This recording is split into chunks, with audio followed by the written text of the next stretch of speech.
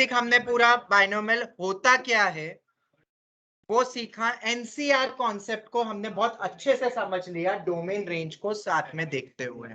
कुछ क्वेश्चंस भी देखे प्योर एनसीआर पे, बाकी क्वेश्चंस और भी बहुत आएंगे एनसीआर पे, बट अभी नहीं। बाइनोमियल कोएफिशिएंट करके एक पूरा पोर्शन आने वाला है जो कि एनसीईआरटी ने नहीं दिया है, आर डी शर्मा में थोड़ा सा दिया है बाइनोमियल कोएफिशिएंट्स का। गुजरात बोर्ड की टेक्स्ट बुक में बहुत बड़ा पोर्शन हुआ करता था, पर अब बुक हट गई है। बट गुजरात बोर्ड में क्वेश्चन आ सकते हैं क्योंकि टीचर्स अभी भी वो पढ़ाते हैं और पूछते हैं पेपर्स में, ठीक है। बट हाँ, एनसीईआरटी में जितना एनसीआर का बेसिक दिया हुआ है वो मैंने पहले ही ले लिया है, ठीक है, ताकि जब अपन बाइनोमियल कोएफिशिएंट शुरू करेंगे तो वो प्योरली अपन फिर mains advance competitive exam oriented ही चलेंगे, ठीक है। इसलिए वो मैंने पहले ही ले लिया, जो जो भी फॉर्मूला एंड ऑल बन रहे थे। पास्कल ट्रायंगल हमने देखा, उसके बाद हमने एक बहुत इंपॉर्टेंट कॉन्सेप्ट देखे थे जहां पे नंबर्स ऐसे चले और एक एनसीआर का पार्ट चल रहा है। थोड़ा एनसीआर को NC(n-R) लिख दे और नंबर्स को हम एनसीआर में रिप्रेजेंट करें कुछ इस तरीके से कि नीचे के सफिक्स का सम फिक्स हो जाए और ऊपर फिक्स है, बस क्वेश्चन इज ओवर। और इस टाइप की चीजें आईआईटी जेईई 2020 पिछले साल यूज करा था आईआईटी ने, एक 4 मार्क के क्वेश्चन है, ठीक है। बहुत जबरदस्त क्वेश्चन था वो, खैर। बट जो लॉजिक था उसमें यही थिंकिंग था, जिसमें हमने एक नया क्वेश्चन, एक नया कॉन्सेप्ट इसमें देखा हमने कि ये वैल्यू इसके बराबर होती है और हमेशा वैलिड है, जिसका हमने एक प्रैक्टिकल एप्लीकेशन भी देखा था, थोड़ा सा पीएनसी यूज किया था कि इतने ऑब्जेक्ट से इतने का सिलेक्शन करना होता है। फिर कुछ ओम व्यास ने कुछ कमेंट किया था कि ये वैल्यू इसके बराबर ही होती है, बट वो बराबर नहीं, वो कुछ और होती है। और वो फॉर्मूला भी बहुत इंपॉर्टेंट है, बहुत इंपॉर्टेंट है, जो कि यहाँ हमने देखा टीसी के एनसीआर माइनस के, वो होता है n+t नीचे। अब ये आसान क्यों है, क्योंकि ऊपर का सम नीचे का सम फिक्स ही दिख रहा है, तो डायरेक्ट अपन देख लेंगे, वो लिख देंगे ऊपर का सम और नीचे का सम। पर स्टार्ट और एंड कहां पे हो रहा है, ये वेरिएबल कौन से है, इनका थोड़ा सा रिवीजन करना, क्योंकि वरना ये अप्लाई नहीं कर पाओगे। हालांकि मैंने प्रूव एंड ऑल वो सब कुछ तुम्हें बता दिया है, ठीक है। कुछ थोड़ा मतलब इंपॉर्टेंट पोर्शन आ गया था एकदम से आईआईटी का, एनसीईआरटी का पढ़ते पढ़ते। फिर हम प्योर एनसीईआरटी लेवल पे आए थे कि एक्सपांशन क्या होता है, कैसे एनसीआर बना, वो तो हमने पास्कल ट्रायंगल से देखा। फिर उसके बाद हमने एक्सपांशन देखा, फिर हमने ऐसा समझा कि एक्स और वाई को इंटरचेंज करो तो पूरी सीरीज पलट जाती है, वो तुम्हें काम आती है अगर एंड से कोई काम निकालनी हो।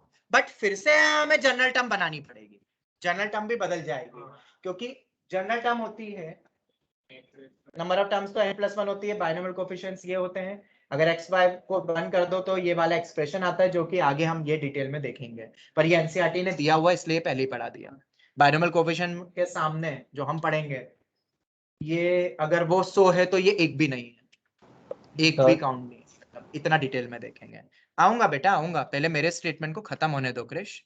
उसके बाद x+y की पावर में एनसीआर x⁻n-r y⁻r ये होता है, बट r 0 से n जाता है, इसलिए नंबर ऑफ टर्म्स n+1 होती है। 0 to n जाता है, मतलब r मेरा होल नंबर है और मैक्सिमम n से ज्यादा कभी हो नहीं सकता है। फिर एक्सपांशन हमने देखा, जनरल टर्म बनाना हमने सीखा, ठीक है, tr+1, क्योंकि फर्स्ट टर्म मतलब r0, जीरो टर्म कुछ होती नहीं है, जीरो टर्म कभी कुछ नहीं होती है, इसीलिए। और x-y वो हो, पर उसमें कुछ है नहीं, +y याद रखो चलेगा। फिर अब जैसे ये वाला कोई एक क्वेश्चन देखा था हमने, इसमें एक्सपांशन देख लिया, मिडिल टर्म देखना है, टर्म फ्रॉम द बिगिनिंग देख लिया था, कोफिशिएंट निकालना सीख लिया। फ्रॉम एंड के दो तरीके थे, पलट के जनरल टर्म पूरा करो, पर इतना टाइम रहता नहीं है स्कूल एग्जाम्स में जब लिख रहे हो या ऑब्जेक्टिव्स में, तो आगे से कौन सी टर्म होगी, अगर के में बोल रहा हूं term from the end, kth term from the end मतलब 14 term from the end means n that is 20, n minus k plus 2th term, बस ये रट लो, n minus k plus 2th term, वो टर्म होगी तो r एक और कम होगा फिर उसका, ठीक है। तो 20 minus 14 plus 2 तो हो जाएगा वो, और उसमें प्लस वो जो भी है फिर वो तो कर ही लोगे, कहाँ गया, हाँ बीच में कांस्टेंट टर्म भी आया था, x की पावर को 0 कर दो, जनरल टर्म लिख के उसको थोड़ा सिंपलीफाई कर लो, फिर बस कंपैरिजन करना है। किसी ने एनसीईआरटी देखी, आरडी देखी, ऐसे ही क्वेश्चन है शायद उसमें, आरडी के सॉल्व एग्जांपल देखे होंगे तो उसमें ऐसे ही क्वेश्चन है, कांस्टेंट टर्म निकालना, मिडिल टर्म निकालना, ग्रेटेस्ट कोएफिशिएंट, ऐसे बहुत सारे क्वेश्चन है उसमें, आएगा, अभी शुरू हुआ है। उसमें कुछ नहीं है, वो बहुत इजी है, बट फिर भी करेंगे। ओके, बट मैं एनसीईआरटी का पोर्शन ले रहा था ना, इसलिए मैं उसी ऑर्डर से चल रहा हूँ। तो बस अब तो ये तो कर ही लोगे फिर, ये तो बता ही दिया है। रिवर्स करके लिखो या n-k+2 बस ये फॉर्मूला याद कर लो। और बस यहाँ तक देखा था हमने। कुछ और क्वेश्चंस थे वो अनफॉर्चुनेटली हो नहीं पाए थे कल। आज हम वाइंड अप करते हैं इस चीज को। सर अब बोलूं? हाँ बोलो। सर एनसीईआरटी के मिसलेनियस में लास्ट 3 जो क्वेश्चन है उसमें 3 मतलब ऐसे टर्म दिए और उसका एक्सपांशन पूछा है। फॉर बेटा पढ़ने एग्जांपल a वाले हैं प्लस अपन, b प्लस c रेस सब टू n। पढ़ने वाले हैं अभी, अभी सब पढ़ने वाले हैं, ठीक है। ओके, मतलब अभी वो एट, नहीं करे ना? हाँ बस जो बन रहा है वो कर लो, जो नहीं बन रहा वेट, हैव पेशेंस। हमने कहाँ तक देख चुका था? मिडिल टर्म देखना है और सम ऑफ कोफिशिएंट, बाइनोमियल, ग्रेटेस्ट, ब्ला ब्ला ब्ला, सबके स्टैंडर्ड फॉर्मूले, स्टैंडर्ड टर्म्स है, तरीके सब देखेंगे। तो शुरुआत करते हैं अब हम आज की कक्षा की। तो सबसे पहले उसी क्वेश्चन को वापस लेते हैं। एक और चीज, मैं क्वेश्चन सिर्फ एक करवा रहा हूं, बाकी तुम प्रैक्टिस कर लोगे ना, वही चीज फिर से और एक्सप्रेशन के साथ होने वाली है। पर कभी कभार 3 एक्सप्रेशन भी आ जाते हैं, बाइनोमियल की जगह ट्राइनोमियल दे देंगे, तो हम आगे जाके एक मल्टीनोमियल ही पढ़ने वाले हैं। बट वो सिलेबस में नहीं है, बट ट्राइनोमियल पे एनसीईआरटी ने भी दिए हैं, तो मैं एनसीईआरटी बेस पे भी ट्राइनोमियल करवाऊंगा। Have patience, okay. चलो तो करते हैं हम स्टार्ट। सबसे पहले मिडिल टर्म देखते हैं आज।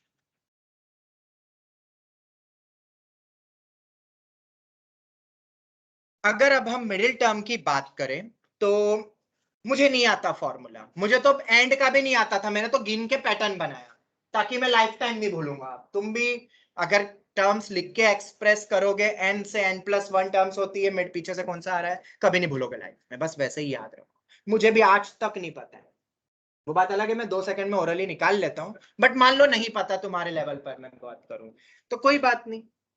मान लेते हैं अपने सामने क्यूब है, मतलब एन ऑड है, एन क्या है, ऑड है, तो 4 टर्म्स आएगी। चलो 3 में क्या थोड़ा फॉर्मूला बनाने में दिक्कत होती है, तो अपन पहले 5 लेते हैं, तो 6 टर्म्स होगी, 1 2 3 4 5 6। अब मिडिल टर्म की बात करें जो उधर से और उधर से मिले सेम पोजीशन पे, तो थर्ड, तो थर्ड एंड फोर्थ टर्म, अगर थर्ड के लिए तुमने बना लिया तो उसमें +1 कर देंगे। तो थर्ड 5 से 3 पे कैसे पहुंचोगे, 5 + 1/2 टर्म, आधा तो करना ही है, पर +1 करके आधा करना है। समझ आया नहीं? बन गया है फॉर्मूला। किसके लिए? जब एन ऑड होगा। अगर एन ऑड है नोट करके लिख लो, बहुत इजी होता है यार।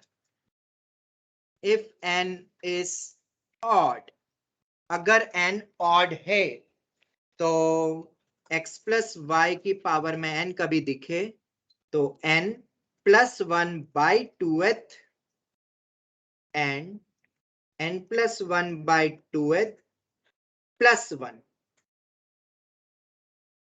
term will be middle term, मतलब n+3/2 भी बोल सकते हो ना।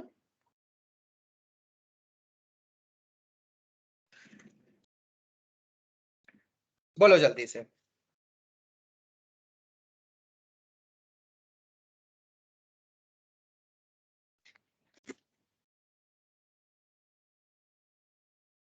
ऑनलाइन स्टूडेंट्स क्लियर हुआ? इसको n+3/2 भी बोल सकते हो, टर्म याद रखना, ये टर्म है तो r इन दोनों में एक एक कम हो जाएगा फिर।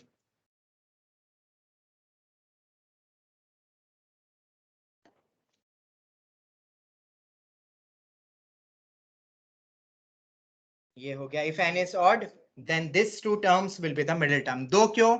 क्योंकि इवन टर्म्स में हमेशा 2 होता है, तो n odd होगा तो टर्म्स इवन होगी, ये हमने देखा।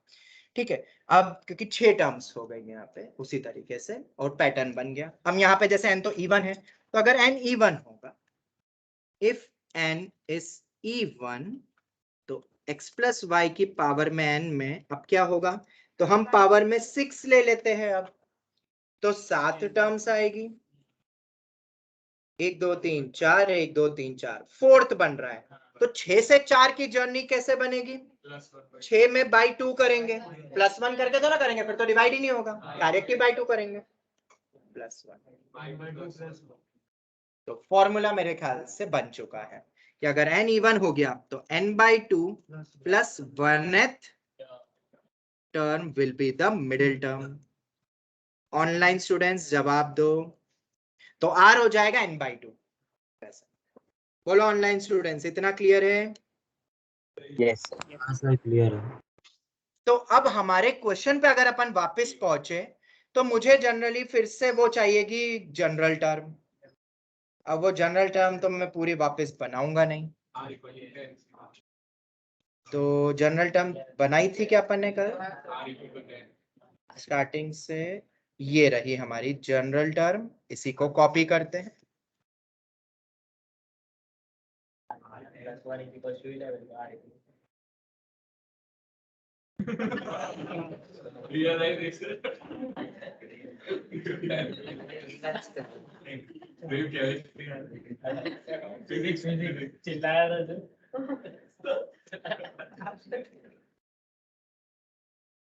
चलो तो जनरल टर्म पे हम वापस आ गए। फॉर्मूला हमने बनाया खुद, कुछ रटा नहीं अपन ने, न कहीं का कॉपी पेस्ट किया। अब अपने पास आता है सॉल्विंग। तो therefore in question 2x³ -1/x² की पावर में 20, 2x³ -1/x² की पावर में 20, ठीक है, ये रहा। मिडिल टर्म होगी 20/2 प्लस 1th टर्म, तो 11th टर्म मतलब r हो जाएगा 10। तो r 10 होगा तो अब तो तुम कर लोगे ना,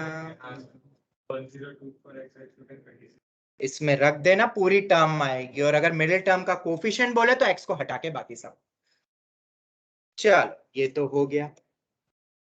तो कभी नहीं भूलोगे लाइफ में अब फ्रॉम द एंड मिडिल, बोलो तो जो मैंने तुम्हें बताया वैसे कर लेना, इसीलिए तो बताया। डायरेक्ट फॉर्मूला तो मैं भी लिख सकता था जो किताबों में रहता है। अब इसके बाद हम क्वेश्चन पे वापस आते हैं। 2x³ -1/x², क्वेश्चन नंबर कौन सा आएगा? कांस्टेंट टर्म हो गया, ये हो गया। चलो अब आगे बढ़ते हैं। सबसे पहले हम बात करते हैं अब सम ऑफ द वाला पार्ट था ना शायद, कुछ sum of the binomial coefficient. Sum of binomial coefficient, तो शायद हमने कल पढ़ा था कि बाइनोमियल कोएफिशिएंट का मतलब होता है NCR, और n तुम्हें गिवन है, मतलब 20C0 से लेके 20C20 तक ही जाएंगे ना बाइनोमियल कोएफिशिएंट, और इन सब का सम, इसका तो हमने डायरेक्ट फॉर्मूला पढ़ा था कि 20C0 प्लस 20C1, जो क्लास नोट्स पढ़ता है उसको सब समझ में आएगा। बिल्कुल, वेरी गुड। 2:20 होता है, आंसर आ गया, खत्म। 2:20। क्या ऐसा कुछ पढ़ा था कल हमने थ्योरी में? बिल्कुल, यस सर। अब नेक्स्ट वन, फिर तुमसे पूछा था सम ऑफ द कोएफिशिएंट। तो बाइनोमियल कोएफिशिएंट तो अलग से स्पेसिफाई करा है। अगर अपन अब कोएफिशिएंट्स की बात करें, जैसे कि मैं ऐसा लिखता हूं 2x² - 3x + 1, तो कोएफिशिएंट क्या है इस क्वाड्रेटिक के? -3 और 1 एड अप कर रहा हूं तो मुझे 0 मिल रहा है, उस टाइप से जो भी मिले मतलब, ठीक है। अब अगर मैं ऐसा लिख दूं 2 × 4c5, 3 × 3c2, 7c2, ऐसा लिख दिया, तो अब बाइनोमियल कोएफिशिएंट होंगे 4c5, 3c2, 7c2। पर अगर मैं कोएफिशिएंट बोलूं तो ये तो है ही कोएफिशिएंट, पर 1 × 2 ये पूरा कोएफिशिएंट होगा ना, ये माइनस के साथ होगा पूरा, और ये पूरी वैल्यू होगी, ठीक है, एग्जांपल वाइज। तो सम ऑफ द कोएफिशिएंट का मतलब हो गया कि जब अपन इस एक्सप्रेशन को 2x³ -1/x² की पावर में 20 को जब एक्सपांड करेंगे तो टोटल 21 टर्म आएगी। उन सभी 21 टर्म में से अगर मैं x हटा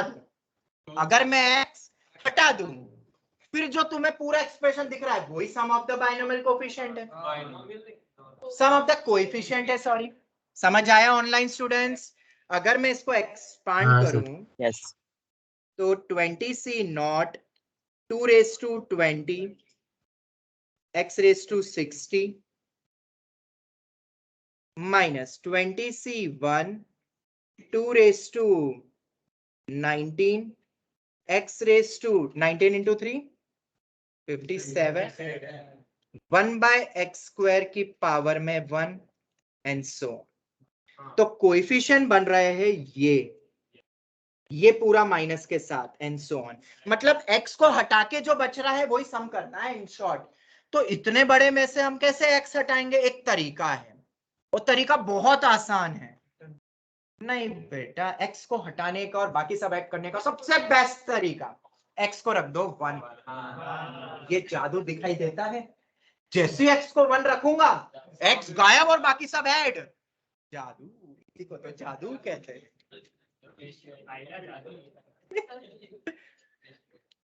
तो बेटा करने मत बैठना 21 टर्म्स के कोएफिशिएंट का, आंसर 1 ही आएगा।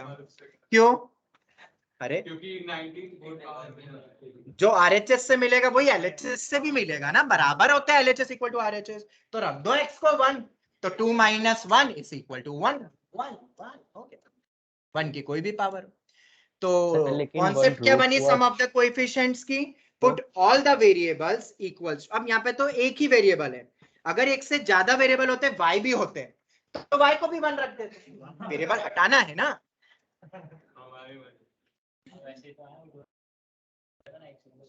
मैंने कल हिंट तो दी, वो समझना था तुम्हें बस।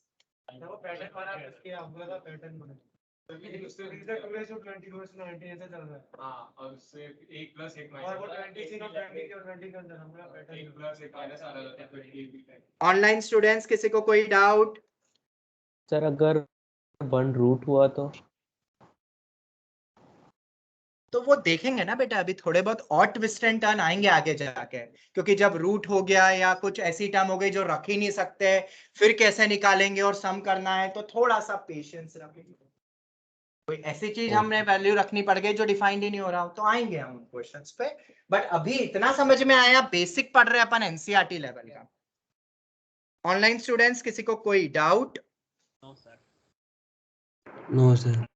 चलो एक आखिरी और हेडिंग आती है according to NCERT, greatest binomial coefficient.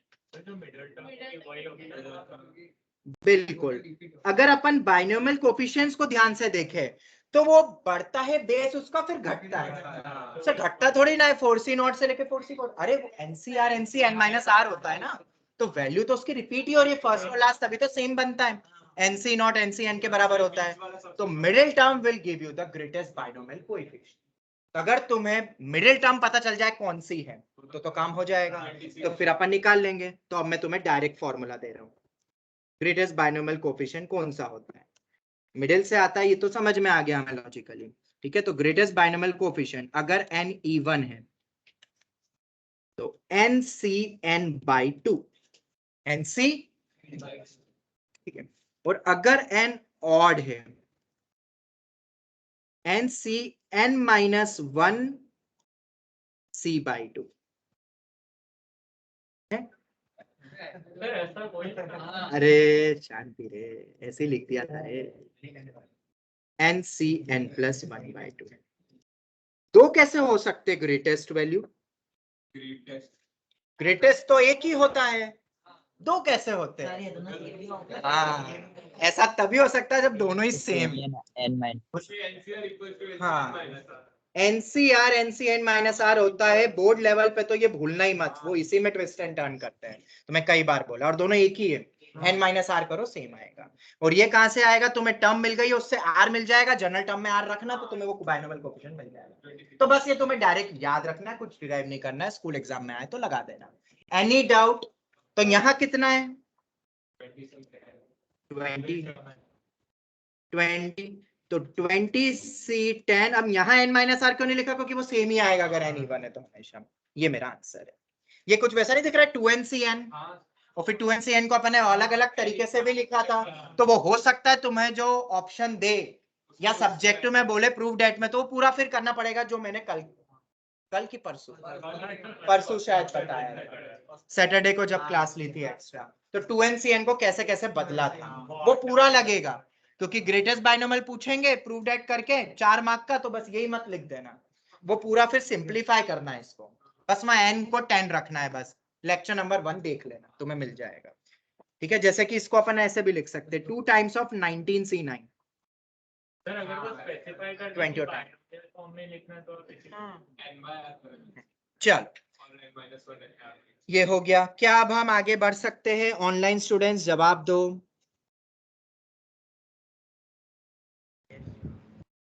Yes sir. Yes sir.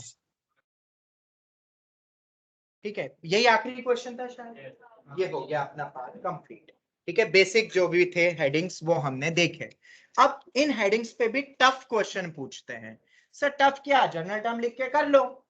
Tough in the sense ये टॉपिक किस सेक्शन में आता है मैथ्स के? अलजेब्रा, और अलजेब्रा टफ करी जा सकती है। Basic algebra 9th 10th class की, मतलब ओलंपियाड लेवल का कुछ भी लॉजिक लगा दे, यही क्वेश्चन एडवांस लेवल में चले जाते हैं, और वही क्वेश्चन आते हैं जेईई, मतलब इसके अंदर कुछ ना कुछ ओलंपियाड लेवल के लॉजिक्स लगाते हैं। तुम जनरल टर्म को सिंप्लीफाई नहीं कर पाओगे, मतलब वहां सिंप्लीफिकेशन टिपिकल लगेगा और बहुत बड़ी बड़ी टर्म्स लगेगी। तो करे कुछ क्वेश्चन ऐसे हम, चलो तो यस सर। पहला क्वेश्चन, क्वेश्चन नंबर 1।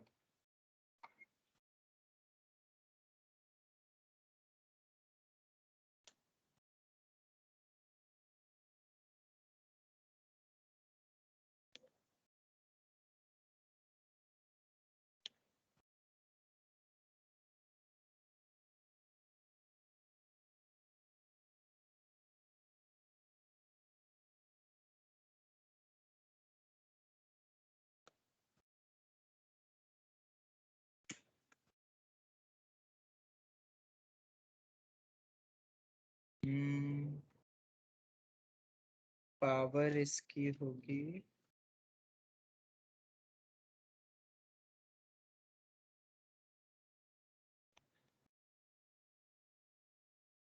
अरे यार इसकी पावर याद नहीं आ रही है मुझे। मॉड्यूल है दोनों।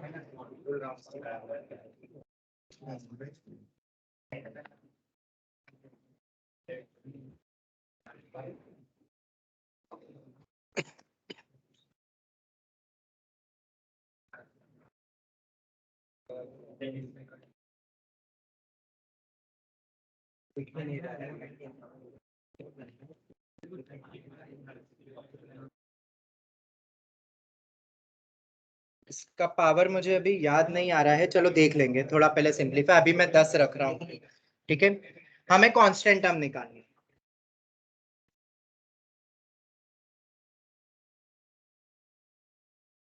ठीक है, मैं अभी पावर में भी बदल दूं। ठीक है, मुझे अभी जो लग रहा है वो 10 है, अपन देख लेंगे पावर एक्चुअल में क्या है, क्योंकि ये क्वेश्चन इसमें उन्होंने दिया नहीं। अचीवर तो किसी के पास अभी नहीं होगी। ठीक है, उसमें दिया हुआ है, चलो कोई नहीं। खैर x+1 अपॉन x की पावर में 2/3, ये इतना बड़ा सा टर्म दिया हुआ है और कांस्टेंट टर्म निकालना है। कांस्टेंट टर्म कैसे निकालते हैं हमने सब पढ़ चुका है, एक ट्राई दो इस क्वेश्चन पे।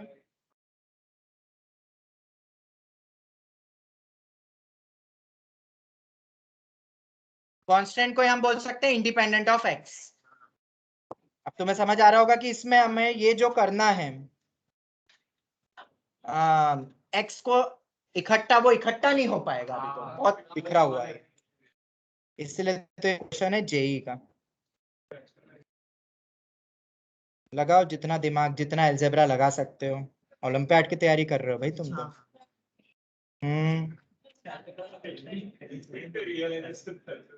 क्या बोल रहे हो? फैक्टर? हाँ जैसे करना है करो।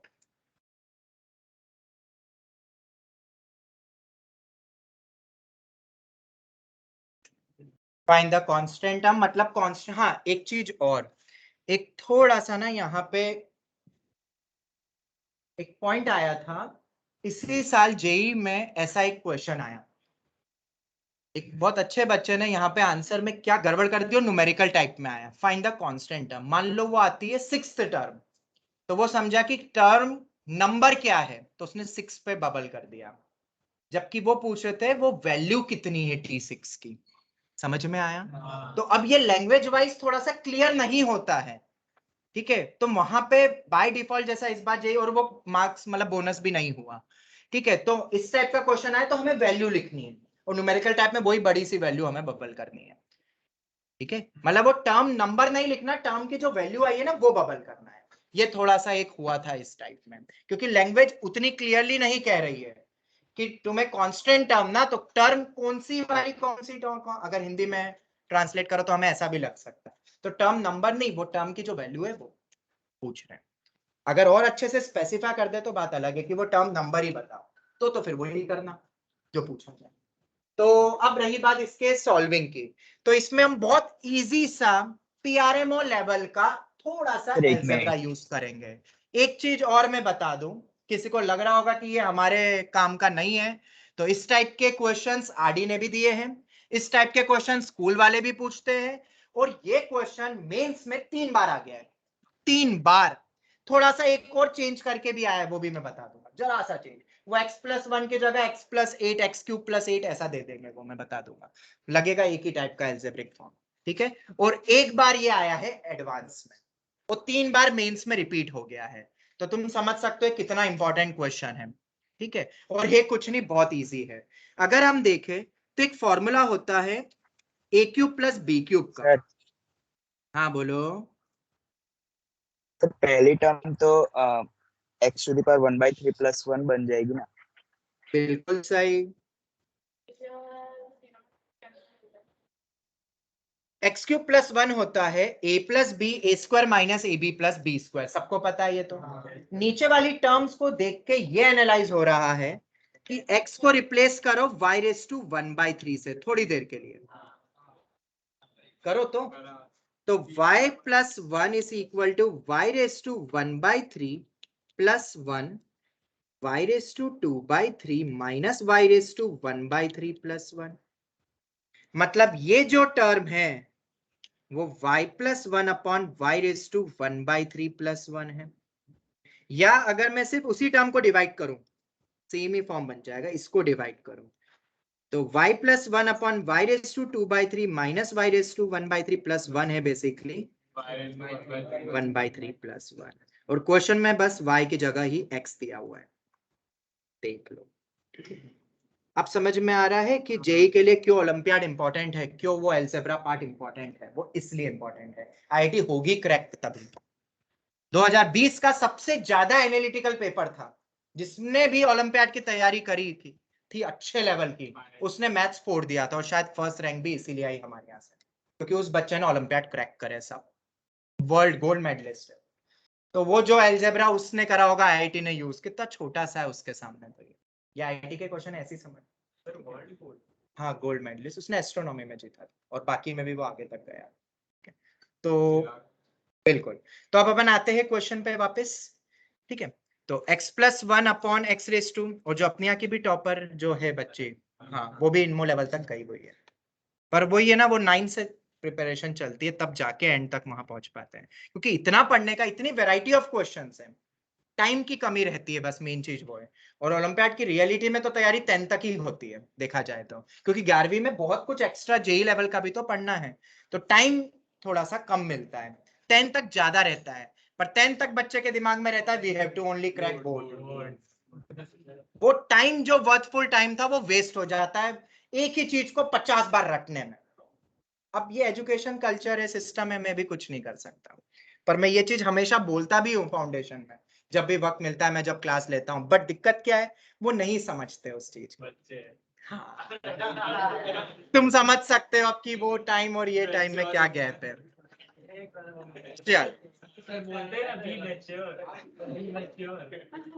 चलो खैर, ये लॉजिक था। एक और लॉजिक है, छोटा सा लॉजिक है, ये जो x - √x की टर्म दिख रही है नीचे ये, तो उसको अगर हम देखें तो उसमें से √x बाहर निकल सकता है, तो हमें एक चीज और समझ में आ गई, और एक चीज और, x minus one is nothing but root X minus one root X plus one, A square minus B square ही है। तो इन दोनों चीज को ध्यान में रखते हुए अगर मैं डिवाइड करूंगा इन दोनों चीज को, तो root X plus one by root X, जिसको अपन one plus one by root X भी लिख सकते हैं सेपरेट करें तो कितना छोटे से एक्सप्रेशंस में कन्वर्ट हो गया है ये। एक मिनट, हाँ एक मिनट। भी आजकल सुबह से क्लासेस बहुत हो रही है ना, तो ये वन नोट हैंग होने लग जाता है। ये हो गया। हाँ, एक अनाउंसमेंट है बहुत इंपॉर्टेंट, ऑनलाइन स्टूडेंट्स भी ध्यान से सुन लेना।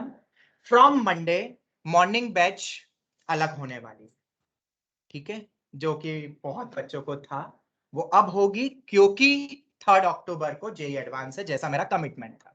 मैं कमिटमेंट से कभी दूर नहीं भागता हूँ। बोला था मैंने, शायद जिनने मुझसे पूछा था कि एडवांस खत्म होगी नेक्स्ट डे से ही हम ले लेंगे, ठीक है, क्योंकि हम अगर हमसे पढ़ना है तो मैंने ये भी बोला था, क्योंकि और टीचर पढ़ा देंगे बट हम फ्री नहीं रहते हैं, ठीक है, क्योंकि अब जैसे तुम पढ़ रहे हो, तुम्हारा भी वो टाइम आएगा, फिर तुम्हें मैं छोड़ थोड़ ना सकता हूँ कि पढ़ा दिया 2 साल चले जाओ, कायदे से तो छोड़ सकता हूँ, बट ऑब्वियसली नहीं, मेरा रिजल्ट है, उनको मैं कैसे छोड़ दूंगा। तो अब वो 3 अक्टूबर तक, और अभी क्योंकि doubt session and all he चल रहे हैं उनके सब, और आईआईटी के पेपर्स का डिस्कशन चल रहा है बहुत ज्यादा रिगरस, तो फ्रॉम मंडे मॉर्निंग बैच अलग हो जाएगी, ठीक है, और टाइमिंग रहेगा, टाइमिंग सुन लेना 11 o'clock से, क्योंकि उसमें 2-3 स्कूल के साथ मर्ज करा हुआ है, तो कोई 10 o'clock, कोई 10:15, कोई 10:30, तो सेंटर पे भी जिसको आना है वो बहुत मतलब कंफ्यूजन हो रहा था, ठीक है, तो 11 से चालू होगा 11 to 3:30, 11 to 3:30 रहेगा, क्योंकि 2 के बाद एक गैप मिलेगा हाफ एन आवर का फॉर लंच। ये पिछली बार थोड़ा था कि लंच का टाइम नहीं मिलता था और बहुत बड़ा टाइम हो जाता था, ठीक है, तो बीच में एक हाफ एन आवर का गैप भी रखा हुआ है जिसमें तुम लंच एंड ऑल कर सकते हो। इस तरीके से मैंने प्लानिंग करी है, और वो 3 अक्टूबर से चलेगा, ठीक है। इवनिंग 2:15 से ही रहेगी, वो इस तरीके से टाइम बनाया कि जो आखिरी लेक्चर है उसमें दोनों मर्ज हो जाएगा, 2:15 to 3:30 का, क्योंकि उसमें मैम फ्री नहीं है, क्योंकि मैम मेडिकल में भी लेती है, तो वो टाइमिंग पे दोनों वो एक साथ ले लेगी, और बाकी हम फ्री हो जाएंगे मतलब, तो वो आते आते डिवाइड हो जाएंगे। अरे मैम अलग से पढ़ाती है, वो तुम्हें नहीं सोचना, ठीक है, मॉर्निंग और इवनिंग बैच 2:15 to 3:30 का एक स्लॉट मैच हो जाएगा।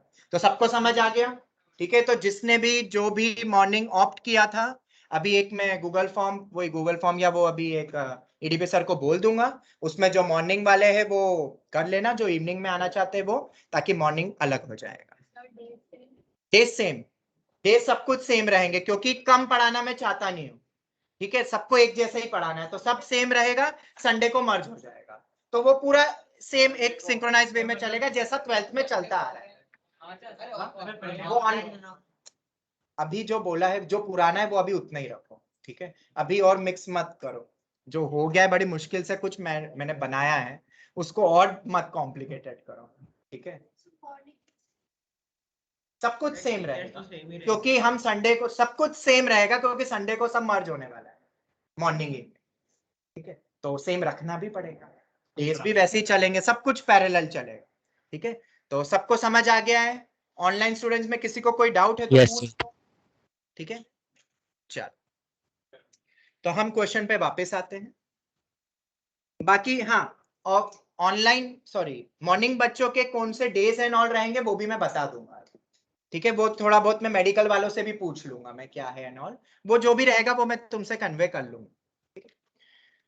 बाकी जो इवनिंग वाले उनके लिए तो सब सेम ही चल रहा है, सब कुछ सेम ही चलता रहेगा, उनके लिए कुछ नहीं है अनाउंसमेंट है। आगे बढ़ते हैं, तो क्वेश्चन में अगर हम देखें, तो अब हमें शायद समझ में आ गया है कि पहली टर्म हो जाएगी x⁻1/3 + 1 minus 1 + 1/√x whole power में 10। यहां तक कोई डाउट? वो रख दिया, उधर से वो रख दिया, बस वहां y की जगह x है, पुट y = x। एल्जेब्रा जो था वो मैंने बता दिया, a³ + b³ और थोड़ा बहुत छोटा सा था, तो इसमें से तो 1 भी कैंसिल हो गया, सिर्फ 2 टर्म, और ये बन गया एनसीईआरटी का क्वेश्चन। √x 1/√x को x⁻² -1/2 लिख देते हैं। क्या तुम इस एक्सप्रेशन का हाँ, एक और चीज, किसी किसी दिन ऐसा हो सकता है रेयर केस में कि कुछ फैकल्टी अवेलेबल नहीं है या टाइम मैनेज नहीं या कुछ भी प्रॉब्लम आ जाए, तो वो मैं मॉर्निंग बैच को पहले से इंटीमेट कर दूंगा कि वो इवनिंग वाला ले ले। बस वो बहुत कम बार होगा, बस मैं बता रहा हूँ, महीने में 2 महीने में एक बार कभी हो जाए, कभी कभार हो सकता है, क्योंकि जब सब सिंक्रोनाइज मैनर में चल रहा है तो अब मैं एक को पढ़ाए दूसरे को नहीं पढ़ाएंगे, फिर वो सब गड़बड़ हो सकता है। तो महीने 2 महीने में एक आध बार कभी हो तो तुम भी कॉम्प्रोमाइज कर ले, इतना तो चलेगा मॉर्निंग बैच के लिए। ठीक है, चलो। तो x raise to 1/3 minus x raise to minus 1/2 is equal to 10, ये आ गया। अब इसमें मुझे कांस्टेंट टर्म निकालनी है, तो ये तो हमारा अब बन गया एनसीईआरटी का क्वेश्चन। तो अब जनरल टर्म लिखेंगे एनसीईआर x मतलब x रेस टू 1/3 है, x की पावर में n माइनस r, y ये पूरा का पूरा y है कि पावर में r, ये होता है टी आर प्लस 1, मतलब सॉरी कुछ नहीं, टी आर प्लस 1 ही लिखेंगे ना, बस ये हो गया। क्या ये थोड़ा सा और सिंप्लीफाई हो रहा है, क्योंकि x को इकट्ठा नहीं करेंगे तो कांस्टेंट कैसे बनेगा, x की पावर को 0 से कैसे इक्वेट करोगे। तो x raise to 10 minus R by 3 minus 1 raise to r, x raise to minus r by 2। Any doubt, anyone having any sort of doubt till here? तो ये फॉर्म बन जाएगा मेरा 10cr x raise to 10 minus r by 3, और ये minus 1 raise to r को भी इकट्ठा अलग से कर लेते हैं। अब x की टोटल पावर बन रही है, बेस सेम तो पावर एड अप हो जाएगी, पर वो माइनस r बाई 2 है, ये आ जाएगा। अब अगर मुझे कांस्टेंट टर्म चाहिए तो 10 minus r by 3 minus r by 2 क्या 0 के बराबर होना चाहिए, तभी x हटेगा, x की पावर 0 मतलब 1 मतलब कांस्टेंट हो जाएगा। बचा हुआ कांस्टेंट मेरे पास है ही सही। तो अगर मैं यहाँ पे इसको अब सॉल्व करता हूं तो ये r बाई 2 होगा, तो 20 minus 2r is equal to 3r, तो r आ रहा है 4, और क्या ये करेक्ट है, तो सही है, क्योंकि r मेरा 0 से 20 होता है। वो हमेशा याद रखना है कि r 0 से स्टार्ट होता है, 1 से भी नहीं, 0 से, और n तक जाता है। ओके, तो r मेरा 4 आ गया।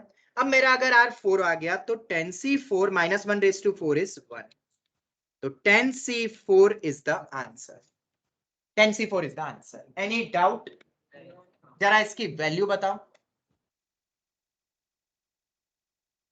10 factorial 10 minus 4 factorial into r factorial, 10 into 9 into 8 into 7 into 6 factorial लिख देते हैं ताकि 6 फैक्टोरियल कैंसल हो जाएगा।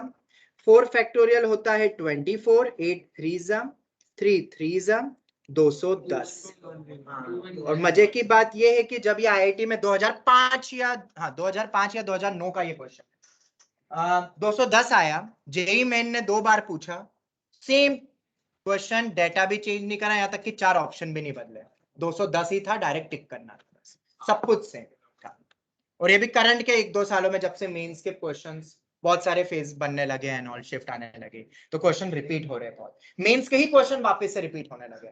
और ये क्वेश्चन ठीक ठाक है, क्योंकि मेंस लेवल के लिए ये क्वेश्चन अच्छा बोला जाएगा, क्योंकि छोटा सा अलजेब्रा है, वो कोई बहुत दमदार नहीं है। 9th का बच्चा जब पढ़ता है तो वो ज्यादा जल्दी से क्रैक कर लेगा, क्योंकि वो यही पढ़ता है, सब फैक्टराइजेशन, रेशन, ये सब पढ़ा है 9th के बच्चे ने, पूछना तो यही पढ़ता है वो सब कुछ, तो तब क्लिक हो जाता है, पर 11वीं में आके क्लिक होना बंद हो जाता है, बस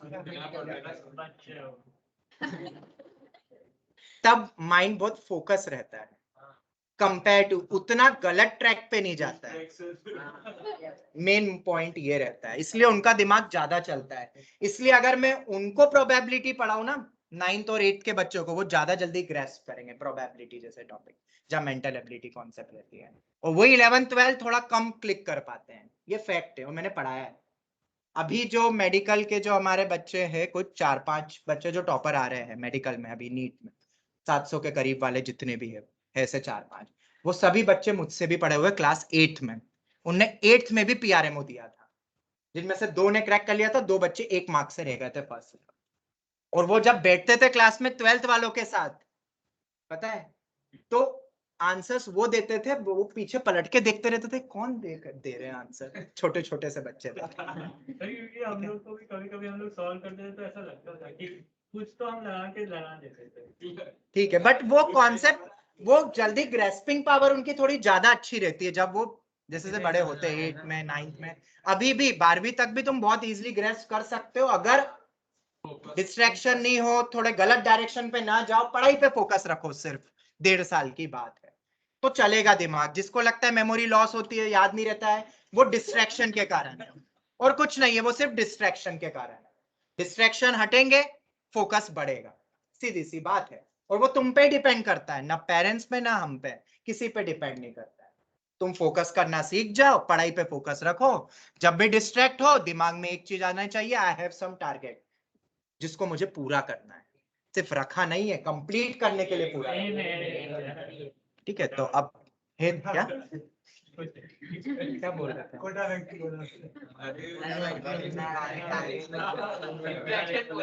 मतलब तुम सब देखते हो क्या वो?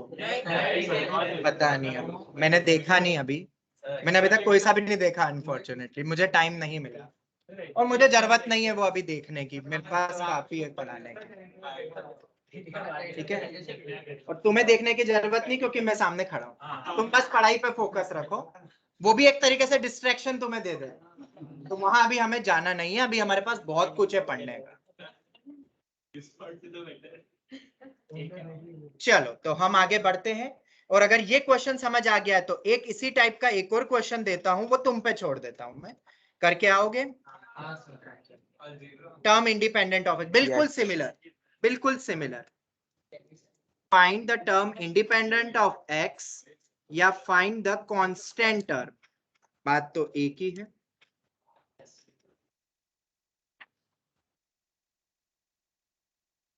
x plus 8 upon x raised to 2 by 3 minus twice of x raised to 1 by 3 plus 4 minus 1 minus 4x upon x raised to 1 by 2 minus 2x। क्या बोल रहे हो, वापस बोलो। आप वो भी बताने वाले थे कि जे में से 2020 में क्या चेंज किया था?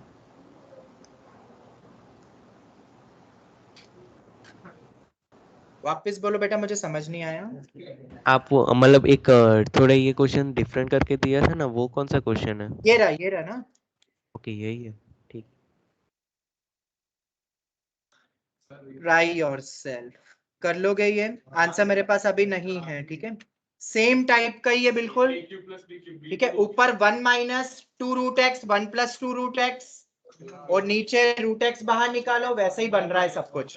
और इधर ए क्यूब प्लस बी क्यूब, वो एक्स वो 8 का 2 क्यूब वाला बन जाएगा।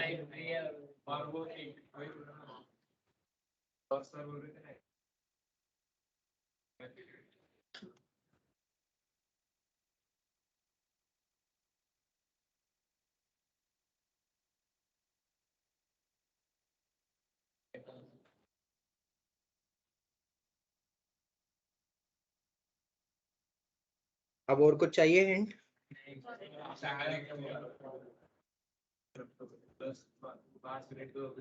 आगे बढ़ते हैं नेक्स्ट क्वेश्चन पे। अब थोड़े बहुत हम एनसीईआरटी के उन क्वेश्चन पे जाते हैं जिसमें 3 टर्म्स होती है, ताकि तुम्हारी एनसीईआरटी आधी अटके नहीं। तो पहले मैं वो करवा देता हूँ। Coefficient of x raise to 7 जैसे निकालना है in 1 minus X minus X square plus X cube की पावर में 6।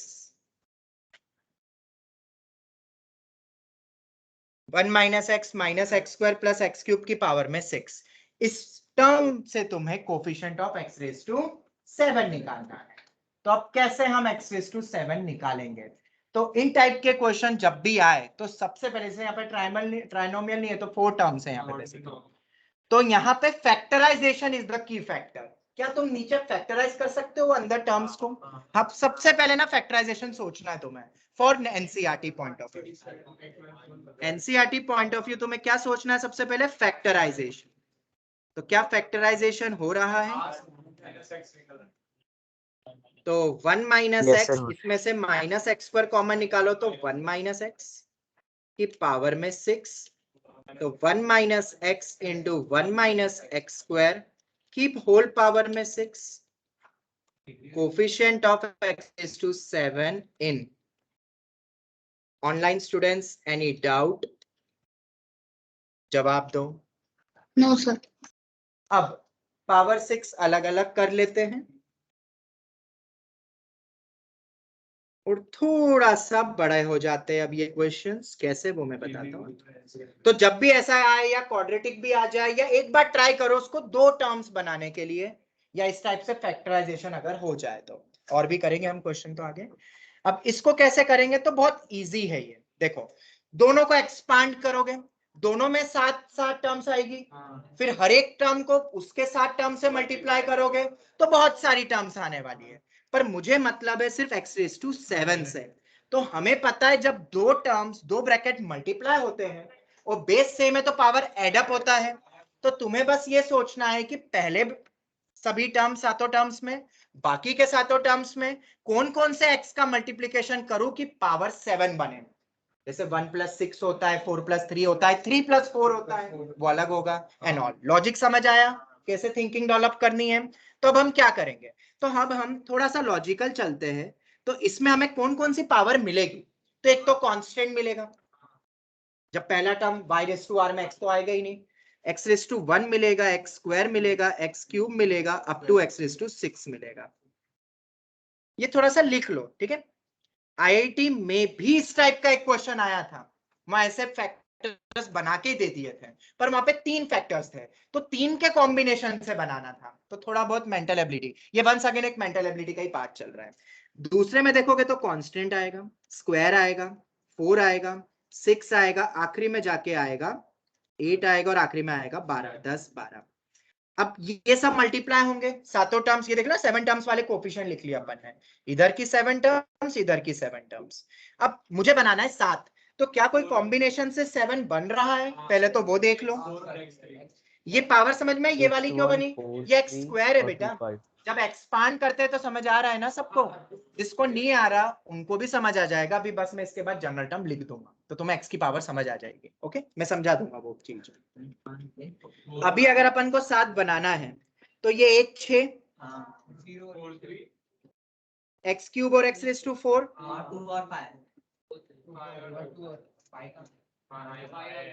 3 4 5 6, वो तो x⁻1 है ना, डायरेक्ट x की सब पावर देगा। और कोई बन रहा है, ये 3 बन रहे हैं। तो अगर ये 3 बन रहे हैं तो अब अपन कैसे करेंगे, तो अपन दोनों की जनरल टर्म लिख देते हैं। 1 माइनस x की पावर की 6 की जनरल टर्म बोलो, समेशन। वो पूरा एक्सपांशन की वो नहीं, जनरल टर्म सिर्फ लिखो। पूरे एक्सपांशन से हमें क्या,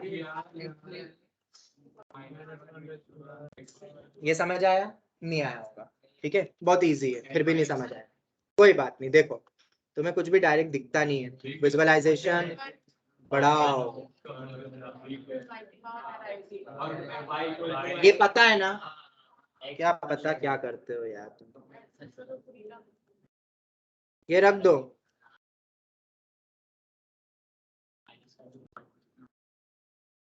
अब ठीक है, सिमिलरली x को 1, y को x रखते हैं, तो NCR x⁻r।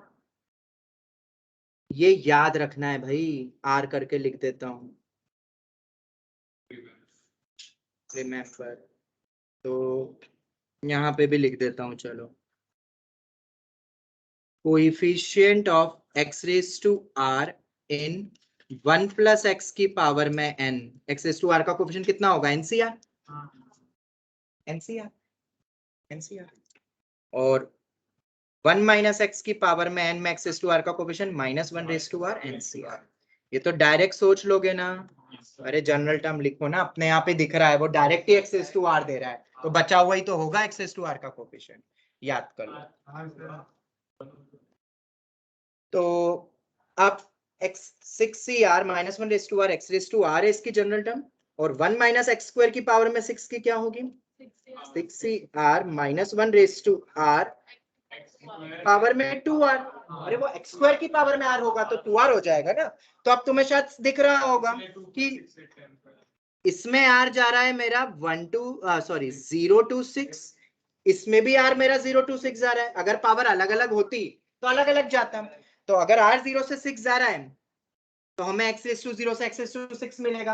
अगर R 0 से 6 जा रहा है तो x raised to 0 से लेके x raised to 12 मिलेगा। 0 2 4 6 8 सब इवन पावर मिलेगी। तो अब हमें पता है कि हमें कौन कौन से लेने हैं, कोफिशिएंट निकालना है ना अपन को, बस खत्म हो गया। तुमने कौन सा बोला पहले? R पहले में 1 और दूसरे में 6, तो 6c1 माइनस 1 रेज टू 1, हमें सिर्फ कोफिशिएंट से मतलब है, समझ आ रहा है ना? x रेज टू 1 और x रेज टू 6 मिलके वो बनेगा। पर अगर x रेज टू 6 चाहिए तो R 6 नहीं होगा, R तो 3 होगा रे। 2R को 6 और R को इधर 1, तो R 3 होगा। ये गलतियां मत करना रे, पूरा मेंटल एबिलिटी है ये, ढंग से सोचो और देखो ध्यान से। तो दूसरे में 6c3 minus 1 raise to 3 multiply होगा ना, कोफिशिएंट भी, ये मल्टीप्लिकेशन है। दोनों की जनरल टर्म को देखो, 7 और 7 टोटल कौन करेगा एक एक करके मल्टीप्लाई, बस डायरेक्ट जनरल टर्म तभी तो पढ़ा है। और बताओ पॉसिबिलिटी, ये पहली possibility, R equal to 3, x cube ले रहे हो और इधर 4 चाहिए ना मुझे, x रेज़ टू 4, इधर से x क्यूब चाहिए, इधर से x रेज़ टू 4 चाहिए, तो R 2 रखोगे, 2R को 4 से इक्वेट करोगे तो R 2। इधर अपन ने जो लिया वो x रेज़ टू 1 था और x रेज़ टू 6 था। चलो R को 3 रखेंगे तो 63 माइनस 1 रेज़ टू 3 इनटू, दूसरे में रखेंगे तो 63 माइनस 1 रेज़ टू 3, बस नहीं 2 है ना, ये 2 R इक्वल टू 2 है ना दूसरे में, हाँ। और थर्ड बताओ R इक्वल टू 5, और इधर मुझे चाहिए R1 क्योंकि मुझे चाहिए यहाँ पे से 5 और इधर से 2, ताकि मल्टीप्लाई करके मुझे मिल जाए। तो 6c5 minus 1 raise to 5 into 6c1 minus 1 raise to 1। अगर और भी कुछ टर्म होती 1 प्लस 2x होता तो 2 भी इंट्रोड्यूस हो जाता जनरल टर्म से। ये देख लो, ये तो बस याद रखना, रिमेंबर करके। ये जो मेन था जनरल टर्म लिखी दोनों की, समझ आया? अब एक का करना है। अगर मैं तुमसे ऐसा पूछता हूँ 2x² plus 3x² plus 5x², x² का कोफिशिएंट, तो 2 प्लस 3 प्लस 5 करोगे ना इकट्ठा, कि इनमें से एक कोई भी बोल दोगे? लॉजिक लगाओ, बेसुध होके कुछ भी मत बोलो, तो ऐड करोगे अब तीनों को। कुछ भी बोलते हो यार, कभी कभी तो मतलब ऐसे आंसर मुझे मिलते हैं जो कभी कोई बच्चा देता ही नहीं है। हाँ, शर्म आ जाती मुझे अपने आप पे और उस टीचर पे जिसने तुम्हें पढ़ाया था स्टार्टिंग में मैथ्स। अरे ये तो सबको समझ आता है कि x² का कोफिशिएंट पूछो, 3-4 जगह से x² निकल रहा है, तो सबको ऐड करोगे ना, सिंपलीफाई करके बोलोगे। एनी ऑप्शन दे दो, 4 ऑप्शन है, मल्टीपल करेक्ट, कुछ भी मतलब, कुछ भी मतलब ऐसे तो फिर। और मजे की बात बताऊं, आंसर 8 मतलब मान लो x² का कोफिशिएंट 2 है तो 2x² है, कोई बच्चा उसको 3x² माइनस x² लिख रहा है, तो बोला 3 भी तो सही है, सर -1 भी सही है, सर जो ऑप्शन है वो सब सही है, एनी रियल नंबर।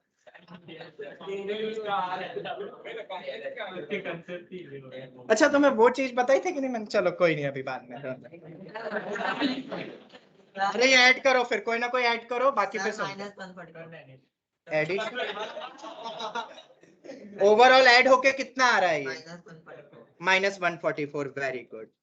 अब तुमने टाइम बचा लिया तो मैं बताता हूँ। एक बच्चा आया था 4 साल पहले, एक बच्चा था, मैं स्ट्रेट लाइन पढ़ा रहा था, गुजरात बोर्ड का शायद वो था, circumcentre, orthocentre and all में पढ़ा रहा था। पर हमेशा की तरह मैं पूछता हूँ ना 9th के टॉपिक से कि ऑर्थो सेंटर किसे कहते हैं, मतलब सी द थिंकिंग एबिलिटी बच्चों की, और वो ऐसी कि मतलब मैं खुद शॉक। हाँ, अब सुनो उसने क्या सोचा। What do you mean by ortho centre? पढ़ा होगा, हाथ ऊंचा हुआ, उसको थोड़ी अंग्रेजी पसंद थी। यस सर, खड़ा हुआ, सर सुनना, ऐसे बोलता। सुनो जल्दी सुनो, फिर पढ़ना भी है, क्योंकि मजा तब आगे आने वाला है, ये तो कुछ नहीं है। Sir, orthocentre is related to orthopaedic. तो आई थिंक मैं बोलता था ना सोचो सोचो, वो ऐसा सोचने लग गया है। तो फिर बोला आई थिंक ऑर्थोपेडिक शायद बोन से, तो it's a term related to bones. तो अब मैं कुछ, तो अब मैं फिर कुछ बोल नहीं पाया, मैंने बोला कुछ नहीं बोला, कुछ नहीं। नहीं नहीं नहीं, ये तो वो टीचर ने जिसने पढ़ाया 9th में, उसके ऊपर मुझे तरस आया। उसने क्या पढ़ाया होगा, वो शायद मैथ्स और बायो दोनों पढ़ाता होगा, तो वो फिर कंफ्यूज हो गया होगा। चलो खैर कोई बात नहीं, हम आते हैं वापस हमारे क्वेश्चन पे।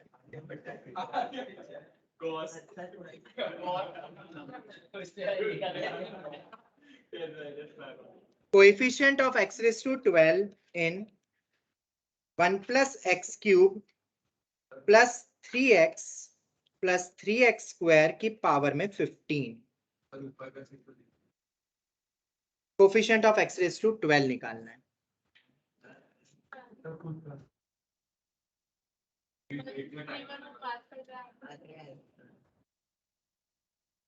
बहुत इजी है, और ये तुम्हारे स्कूल एग्जाम के ऑब्जेक्टिव में आएगा 1 मार्क में, और दिखने में लगते हैं 4 टर्म्स, बट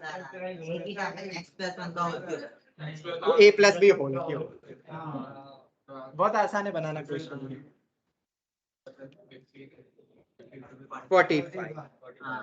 45c12, इसको अपन ऐसा भी तो लिख सकते हैं 1 प्लस एक्स की पावर में 45, जिसकी जनरल टर्म होगी 45cr x raise to r। अभी बताया खैर, ये तो 1 प्लस एक्स में x रेज टू r का कोफिशिएंट NCR। ओके लिख लो, any doubt you can ask. r कितना है, 12 है, क्योंकि x रेज टू 12 निकालना है।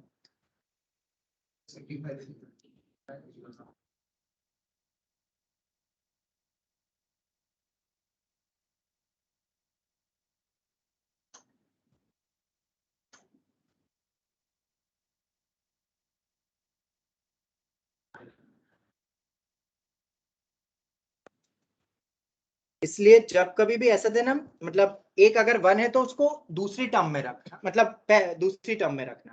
क्यों? क्योंकि पहला वाला जो n माइनस आर होता है ना, वो बेकार सा लगता है, दूसरी टर्म में पावर आर होता है, डायरेक्ट कंपेयर हो जाता है, इसलिए मैंने x प्लस 1 को 1 प्लस एक्स ले दिया। सीरीज पलट गई, पर x की पावर तो उसी से निकलेगी ना, जो भी टर्म होगी। चलो ये मेरा आंसर है। तो एक बहुत इजी बोर्ड लेवल का क्वेश्चन था ये। नेक्स्ट वन,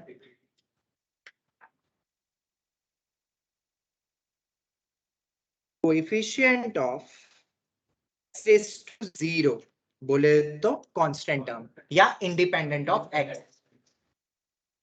1 प्लस एक्स की पावर में 12, 1 प्लस 1 बाय एक्स की पावर में 15।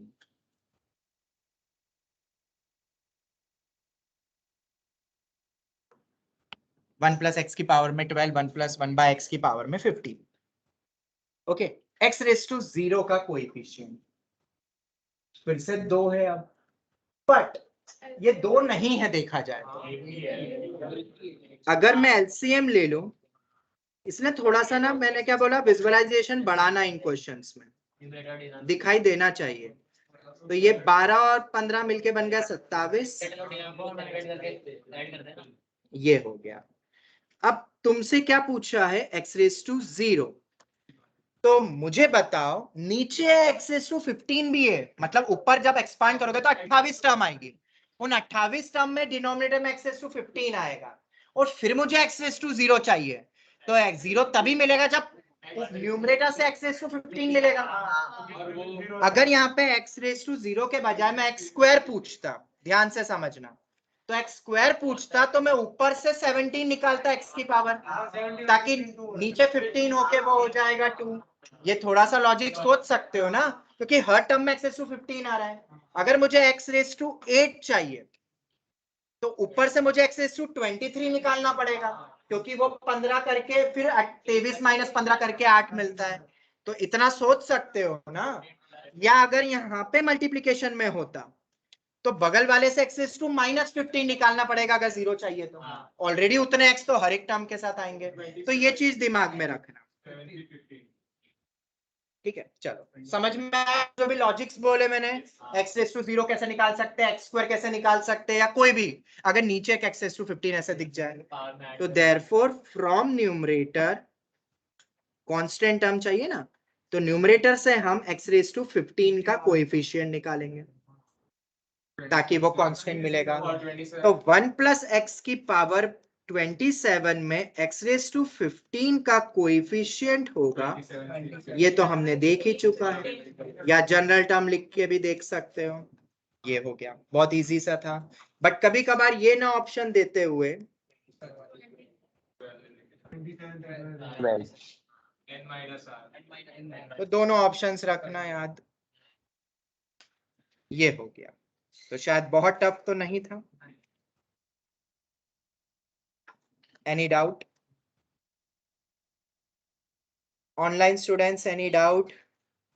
नहीं सर।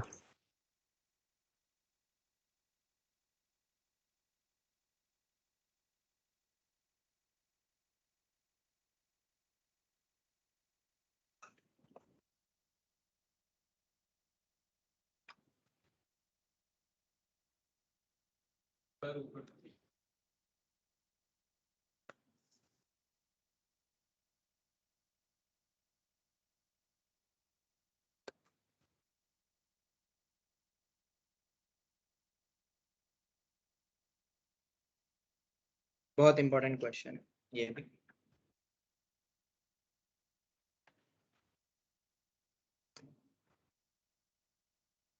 अब ये ऐसे जो क्वेश्चन होते हैं ना, ये थोड़ा सा आंखों को धोखा देने वाले क्वेश्चंस होते हैं, क्योंकि a plus B into C plus D हर कोई कर सकता है, A C plus A B plus A B. जब a प्लस बी और c प्लस डी की पावर कुछ और हो जाए तो मल्टीप्लाई करना आसान नहीं रहता है, क्योंकि फिर तो पावर को एक्सपांड करो फिर। तो इस टाइप के आंखों को धोखा देने वाले क्वेश्चन ऐसे होते हैं कि सिर्फ एक ही की पावर में है पावर 12, बाकी दो की पावर तो 1 है। वो 12-24 कब होल पावर बन जाता है आंखों को दिखता है वो पता नहीं क्यों वो दिखता है। मतलब अभी जब तुम क्वेश्चन जब पेपर में आएंगे ना, तो ये जो दूसरी दो टर्म्स है ना, उसमें 12 और 24 भी ऊपर दिखने लगेंगे, क्योंकि पहली टर्म में ऊपर दिख रहा है 12, और फिर लगता है कि बहुत टफ क्वेश्चन है, पर ये बहुत टफ नहीं है, बहुत इजी क्वेश्चन है। बताता हूं कैसे। 1 प्लस x² की पावर में 12, अगर डिग्री 1 हो तो मल्टीप्लाई करो, सबसे पहले मल्टीप्लाई करो, तो कर दो मल्टीप्लाई। तो 1 plus x raise to 24 plus x raise to 12 plus x raise to 36। अब अभी भी ये पावर 1 ही है, तो ये पूरा का पूरा बाइनोमियल सबसे मल्टीप्लाई होगा।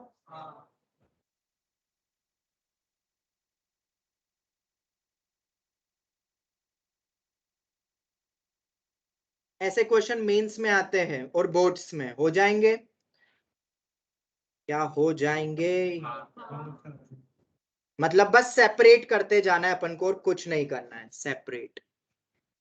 बस वो चीज दिखनी चाहिए कि उन दोनों टर्म्स की पावर 1 है तो उनको तो मल्टीप्लाई कर लो ना, फिर एक ही है तो एक को सब में कर दो। लो इतने सारे, मतलब एक ही क्वेश्चन में 4 छोटे छोटे क्वेश्चंस बन गए।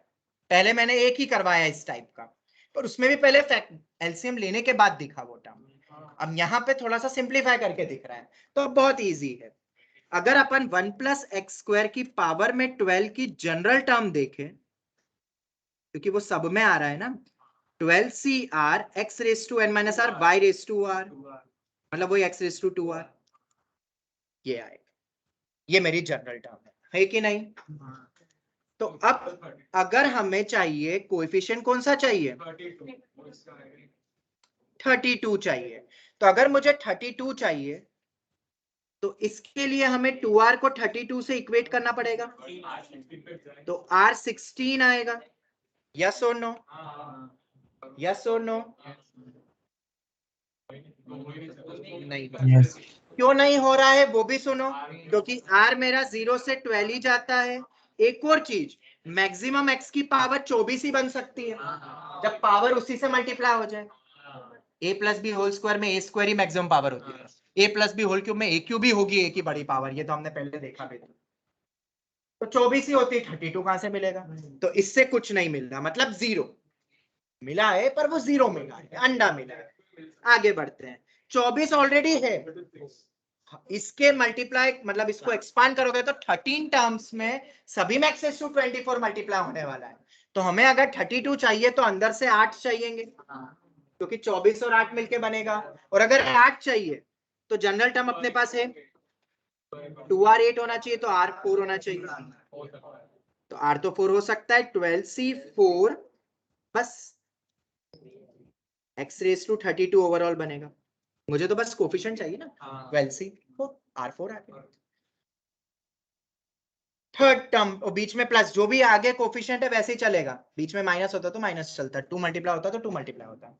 थर्ड पे आते, 12 ऑलरेडी है, तो अंदर से मुझे कितने चाहिएंगे 32 के लिए 20। अब अगर 20 मुझे चाहिए तो जनरल टर्म अपने पास है ही सही, 2r को 20 से इक्वेट करना है, ये रही जनरल टर्म। तो r 10 तो होगा, 12 तक जा सकता है। और ये रही मेरी term coefficient 12c 10, x raise to 32 आएगा। 36 ऑलरेडी है, इसमें मुझे चाहिएंगे -4, फिर -4 नहीं माइनस, हाँ -4 चाहिए। पर 2r को जब तुम -4 से इक्वेट करोगे तो r -2 होगा, जो कि पॉसिबल है। तो ये एक भी टर्म ऐसी नहीं देगा जिसमें x रेज टू 32 मिलेगा, मतलब 0। वो भी आखिरी वाला भी 0, बीच वाले दे रहे हैं। तो ओवरऑल जब पूरा सिंप्लीफाई होगा तो x रेज टू 32 का ये बनेगा। तो 12c 4 plus 12c 10 is the answer. Any doubt? ऐसे क्वेश्चन मेंस और बोर्ड्स में आते हैं। ये क्वेश्चन तभी क्रैक हो पाया जब तुम्हें समझ में आया कि वो पावर 1 है तो वो इकट्ठा मल्टीप्लाई होंगे, क्योंकि अगर वो क्लिक नहीं होता तो ये तुम आगे सोच ही नहीं पाते। और अब ऐसे तो तुम्हें अब समझ आ गया है कि दो दो भी फैक्टर आ जाए तो तुम कर सकते हो, मतलब थिंकिंग कर सकते हो, ज्यादा से ज्यादा ऐसी टेबल बन सकती है जो ऊपर देखा। क्या अब मैं तुम्हें कुछ क्वेश्चंस दूं फॉर आईआईटी, फॉर प्रैक्टिस, जो पिछले पीवाईक्यू में पूछे गए हैं? मैंने तुम्हें बोला था ना कि तुम मांगोगे तो खैर अच्छा ही है, मैं इसमें चैलेंजिंग क्वेश्चंस बहुत दूंगा, क्योंकि फिर से ये अलजेब्रा आ गया है और अलजेब्रा में बहुत वेराइटीज होती है, जितनी कर लो उतनी कम। ठीक है, मैं अपने एक्सपेक्टेड क्लास में करवाता हूँ और वो हर साल चेंज होते हैं। मुझे लगता है कि तुम्हारे साल में 2023 में ये क्वेश्चन आ सकते तो ये करवा दो, पिछली बैच को कुछ और करवाए, तुम्हें कुछ और, थोड़ा बहुत चेंजेस होते रहते हैं क्वेश्चंस में। जैसे तुम्हें जो कल जो डिस्कशन हुआ था वो 2020 वाला जो आया है, इतना डिटेल डिस्कशन उन बैच को नहीं करवाया था, बस थोड़ा सा ही बताता हूँ कि आता है। वो आ गया 2020 में, तो फिर अब डिटेल हमने उसमें पूरा एक लेक्चर दे दिया। तो उसमें क्या होता है, एक्स्ट्रा लेक्चर्स बहुत बढ़ते जाते हैं ऐड, क्योंकि कुछ ना कुछ चेंजेस होते जा रहे पेपर्स में, हमें भी अपडेटेड रहना है, क्योंकि वो जो ट्रेंडिंग में है वो तो हमें आने ही चाहिए क्वेश्चंस। चलो, तो कुछ क्वेश्चंस दे रहा हूं मैं, जरूर ट्राई करना, आंसर्स भी दे रहा हूं।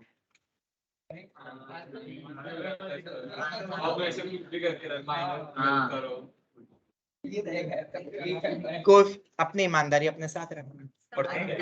Coefficient of x raise to -1 in, कि तुम फिर मुझे परेशान करते हो रात को, आंसर बताओ सर, तो मैं परेशान हो जाता हूँ ना।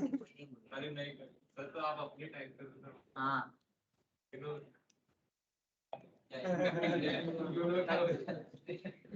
देखो अब एक और है, ये x रेज़ टू -1 निकालना है, थोड़ा सा सोचना, ठीक है, उतना टफ नहीं है, मैं फिर कह रहा हूँ हो जाएगा ये, ठीक है, पर देखते कर पाते हो कि नहीं, थोड़ा तो दिमाग लगाना ना, एकदम सेम नहीं दूंगा, थोड़ा थोड़ा चेंज कर 1/x निकालना, और इधर x रेज़ टू 8 नीचे रहेगा, और फिर ऊपर वाली टर्म्स को अब मैं नहीं बोलूंगा, आगे बढ़ते।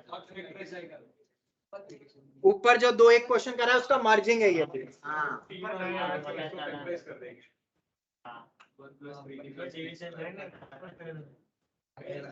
बस जेई 2014 का क्वेश्चन जिसकी मैं बात कर रहा था।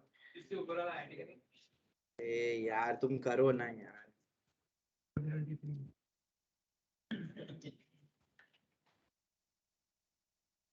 हमने 2 वाला तो देख चुका था, अब ये 3 वाला है। अब 3 से 11 कैसे निकलेगा, अब थोड़ा सा ना लॉजिकल भी दिमाग लगाना, टाइम वेस्ट मत करना, ये टाइम कंज्यूमिंग लगा था बच्चों को, पर थोड़े बहुत लॉजिक्स लगाओगे तो तुम्हें पता चल जाएगा कि किस किस से 11 टोटल बनेगा। तीनों के जनरल टर्म लिखोगे, फिर कौन कौन से वो x दे सकता है जिससे 11 बनेगा, तो थोड़ा ऑड इवन कॉन्सेप्ट जो भी तुम्हें लगता है तुम लगाना, और टाइम बताना मुझे।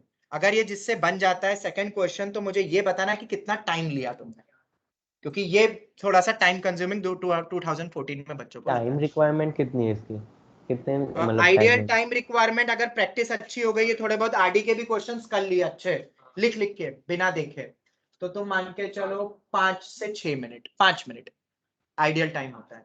5 मिनट से कम मतलब में ही करा था जो अच्छे बच्चे थे उन्होंने, तो 5 मिनट एक अपन एक बेंच मार्क लेते हैं। पर तुम्हें 10 मिनट भी लगे, 15 भी लगे तो भी चलेगा, इस स्टेज पे 15-20 मिनट भी लगे तो भी चलेगा, बस बनना चाहिए। मैंने आइडियल टाइम जरूर बता दिया तुम्हें कि पेपर में कितना टाइम लगना था। अब जेई 2015 में फिर से एक क्वेश्चन आया, पर ये फिर से आंखों को धोखा करने जैसा क्वेश्चन था। क्यों? क्योंकि क्वेश्चन सिर्फ इतना सा था, और अब आजकल 2015 के बाद तुम्हें पता है ये 10th में कराया जाता है क्वेश्चन बच्चों को फॉर एनटीएससी, क्योंकि ये एक मेंटल एबिलिटी का क्वेश्चन है जो जेई एडवांस में पूछा गया।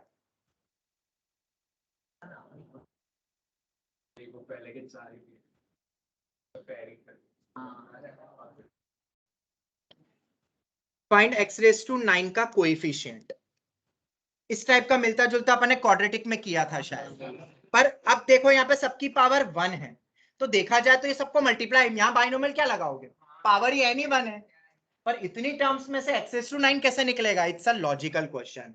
अतिक ध्यान से ट्राई करना ये तुम, क्योंकि एनटीएससी स्टेज 2 एक्सपेक्टेड प्लस बाकी बच्चों के लिए केवीपीवाई एक्सपेक्टेड। अब ये केवीपीवाई वाले इस टाइप के क्वेश्चन पूछते हैं, ठीक है? कितने हो गए? 3 हो गए ना? चौथा, उम्मीद करता हूं ये टोटल 5 क्वेश्चंस तुम जरूर करोगे, क्योंकि ये सब अच्छे क्वेश्चन हैं। तुम बोलते ना टाइम दो, सर टाइम दो, तो अब तुम्हारे पास है टाइम।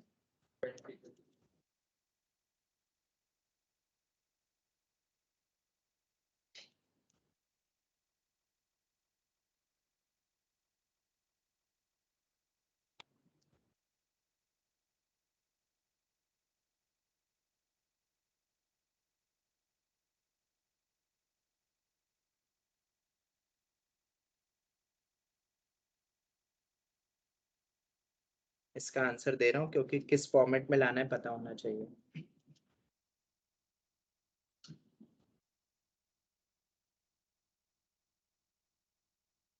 मतलब तुम्हें एक्सपांशन दे दिया किसी फॉर्मेट में, पर वैसा फॉर्मेट नहीं दिख रहा है तुम्हें जो इन जनरल तुम एनसीआर एनसीईआरटी के थ्रू एक्सपांड करते हो, कुछ अलग वे में रिप्रेजेंट करा है, और फिर वो एआर पूछा है, फिर करना ट्राई। सर ठीक थोड़ा ठाक। स्क्रॉल अप करो ना, हाँ बेटा, सेकंड क्वेश्चन इतना है। एक और क्वेश्चन दे देता हूँ बस, थोड़ा बहुत अलजेब्रा है, मतलब ठीक ठाक क्वेश्चन है। लिख लिया? हाँ सर लिख लिया। अभी वो क्वेश्चन मैंने नहीं बताया है जो तुम्हारे स्कूल एग्जाम में 5-5 6-6 मार्क वाले क्वेश्चन आते हैं, थोड़े बड़े, 2 टर्म दे दिया, 3 टर्म दे दिया, फिर अननोन निकालो। आरडी में है वैसे क्वेश्चंस भी, ठीक है, और एनसीईआरटी में भी वो बाकी है, ठीक है।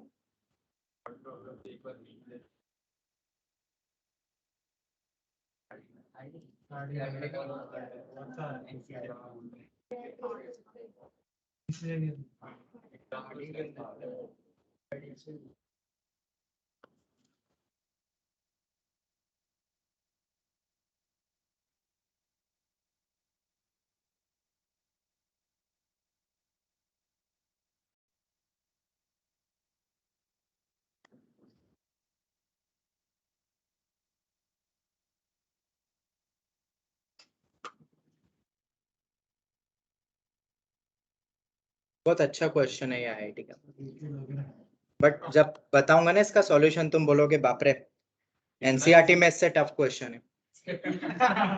आईआईटी जो हमेशा करती है डराता है, बस वही करा है यहाँ पे।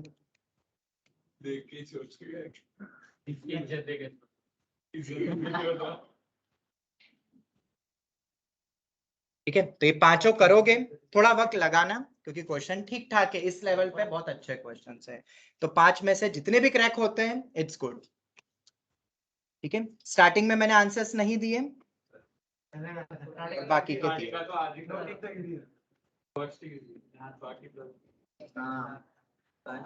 और ये सभी पांचों question all are expected in mains.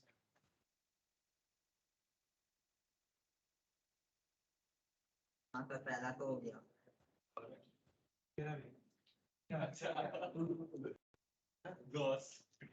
चलो मेंस 2023 में ये पांचों एक्सपेक्टेड है, जरूर ट्राई कर। इसी के साथ ही आज की कक्षा समाप्त की जाती है। धन्यवाद। Bye sir. Bye sir. Thank you. Thank you. एक